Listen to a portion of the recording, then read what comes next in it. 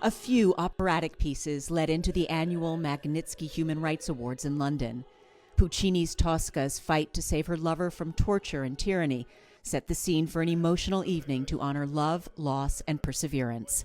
Russian opposition leader Alexei Navalny's widow, Yulia Navalnaya, was awarded for Courage Under Fire. She was recognized for her work, her sacrifice, and her family's endurance over many years. Alexei Navalny died in an Arctic penal colony in February. His family and colleagues believe that he was poisoned. He was reportedly supposed to be part of the summer prisoner exchange that freed Russian opposition activist Vladimir Kara-Murza, among others. Kara-Murza presented Navalnaya with her award last night.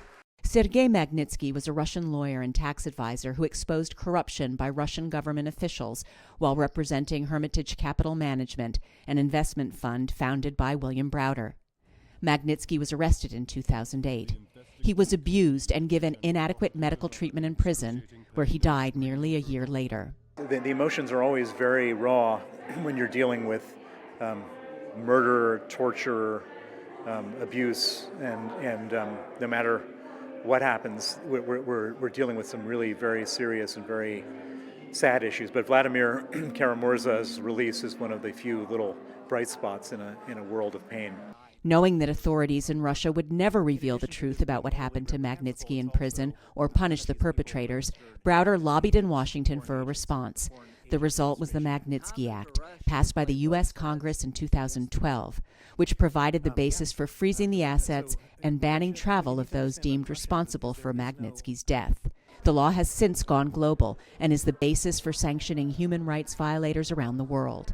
And the Magnitsky Human Rights Awards are for those standing up to them. We bring together heroes from all over the world, and they become a community with each other and share technologies and share support. And so it's become like my hope is eventually like the Nobel Prize for Human Rights. Among those attending the November awards ceremony was Marina Litvinenko, whose husband, Alexander, a former Russian security service officer turned prominent Putin critic, died in London in 2006 after apparently being poisoned by radioactive polonium. From one side, I'm really disappointed. Death of my husband didn't make people aware how this regime dangerous.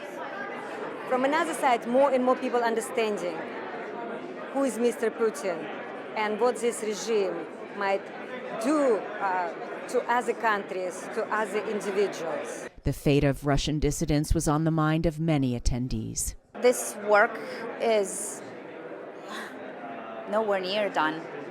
I mean, I was lucky to get my husband back, but many people didn't.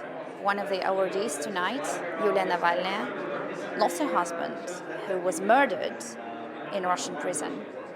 And there are hundreds and hundreds of political prisoners behind bars today in our country, and they need our support and solidarity. Next on the agenda, Russian opposition leaders are gearing up for a significant anti-war march this weekend in Berlin.